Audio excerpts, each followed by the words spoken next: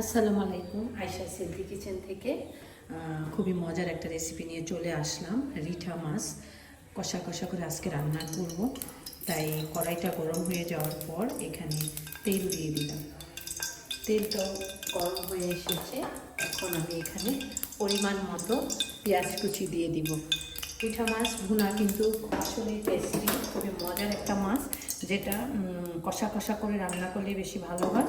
তারপর আবার আপনি চাইলে এটাকে বেগুন দিয়েও রান্না করতে পারেন, সেটাও অনেক সুস্বাদু হয়।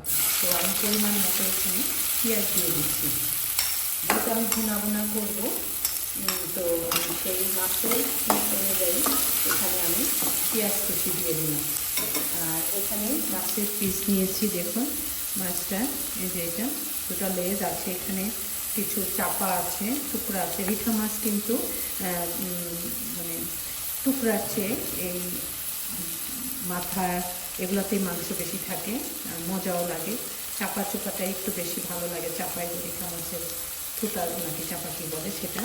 আর এখানে দুটো লেজা আছে, আর এখানে একটা দেখো তো পেটির পাতলা একটা পেটির মতো আছে।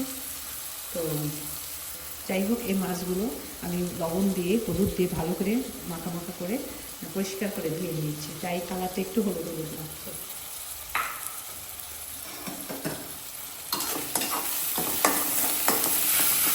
এখন পেঁয়াজটাকে একটু বাদামি করে ভেজে নিব।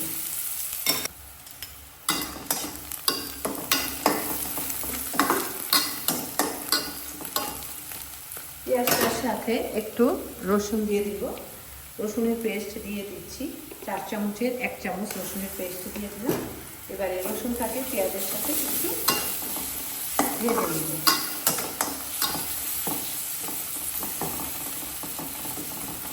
মশলাটা যাতে পুড়ে না যায়, এরপর আমি একটু পানিও দিয়ে দিব।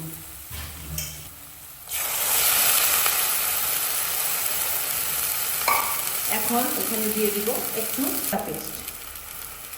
যেহেতু রিঠা মাছ এবং এটাতে কিন্তু অবশ্যই আদা পেস্ট দিতে হবে, 1 চা চামচ আদা পেস্ট দিয়ে দিলাম।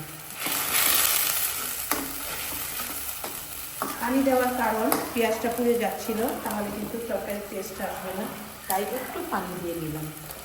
এরপর এখানে দিয়ে দিচ্ছি লবণ।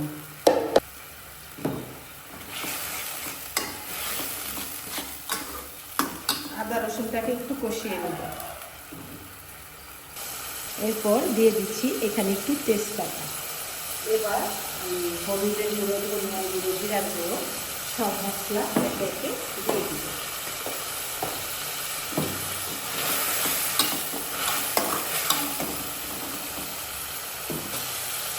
দিয়ে দিচ্ছি 1 চা চামচ হলুদের গুঁড়ো। দিয়ে দিচ্ছি ধনিয়ার গুঁড়ো 1/2 টিস্পুন। দিয়ে দিচ্ছি জিরা গুঁড়ো 1/2 টিস্পুন। এবার দিয়ে দিচ্ছি মরিচের গুঁড়ো 1/2 টিস্পুন। মশলা দেওয়া হয়ে গেলে এবার মশলাটাকে খুব ভালো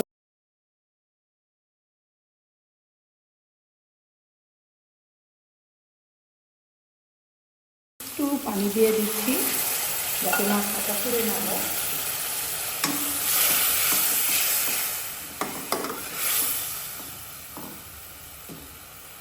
কয়েকটা কাঁচামরিচ দিয়ে দিব।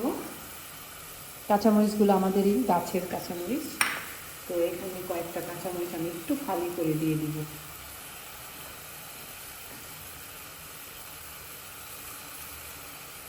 একটু মুখটাকে খুলে দিচ্ছি।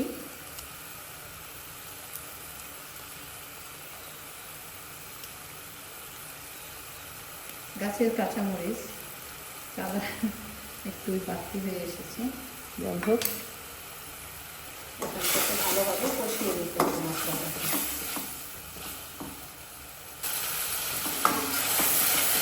মশলাটা আমার কষানো হয়ে গিয়েছে, এখন আমি মাছগুলোকে দিয়ে দিব।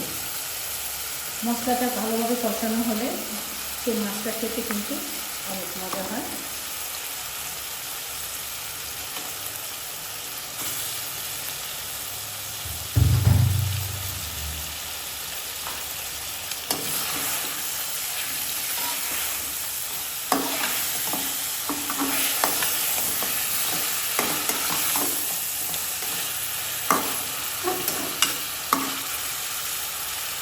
এখন একটু ঢেকে দিব, গানটা একটু মাঝারি আঁচে করে দিব যাতে আস্তে আস্তে মাছটা কষিয়ে যায়। তারপর আমি এখানে ঝোল দিয়ে দিব।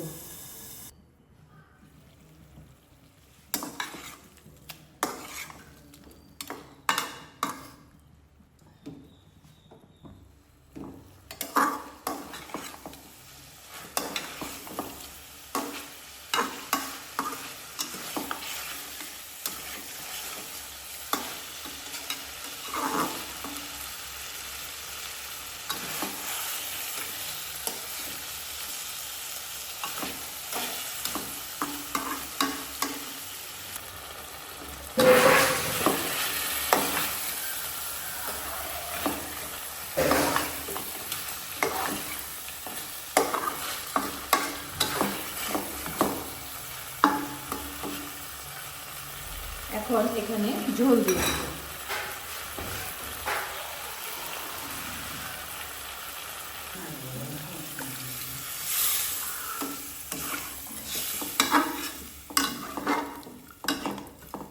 ঝোলটা দেওয়া হয়ে গেল, এখন আমি এটাকে ঢেকে দিচ্ছি। আর তার আগে আমি এখানে কিছু কাঁচামরিচ দিয়ে দিচ্ছি।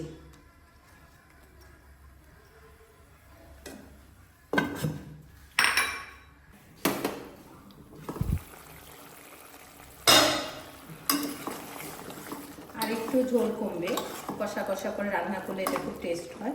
আমি জালটা আরেকটু বাড়িয়ে দিলাম।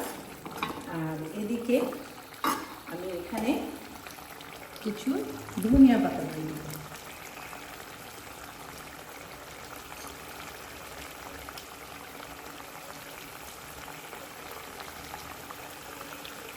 এবার এটাকে আর 2-4 মিনিটের জন্য ঢেকে দিব, তারপর আমার তরকারিটা হয়ে যাবে।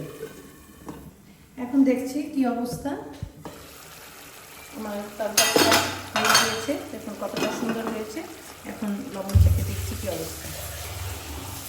একদম পারফেক্ট আছে।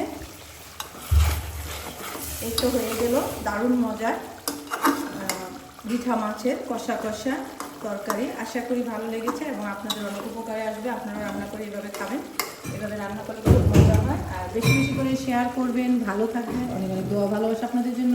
আল্লাহ হাফেজ।